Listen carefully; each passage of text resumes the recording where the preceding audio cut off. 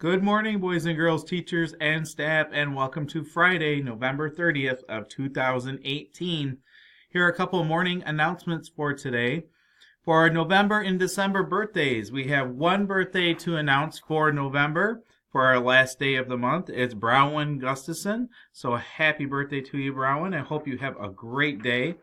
Also, we have a birthday coming up on December 3rd, and even though it's Monday, in case I forget, make sure I just let her know, Jasmine Aguiar, happy birthday to you also. So I'll probably say your birthday on Monday also, but just so that you know, happy birthday.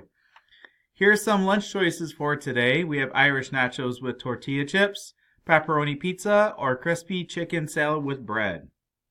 And today for our pause, the boys in Mrs. Lake's class have some student choice ones that they wanted to discuss and give names for the staff and students to listen to. All right, boys, today we are going to go through our things with our pause. So you decided to have things that you wanted to show different areas of our pause to talk about. So we'll start out with Dylan. No cutting in front of someone, or don't push them onto the ground if you want to cut in front of them.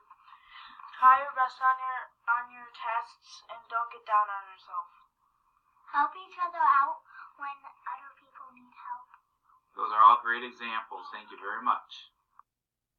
Thank you, boys. I appreciate that. And at this time, let's please take a moment of silence.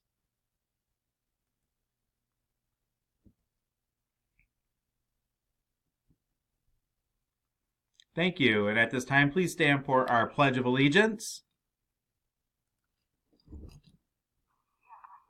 All right, boys and girls, it's time for our Pledge of Allegiance. So please make sure you're standing. Have your hand over your heart.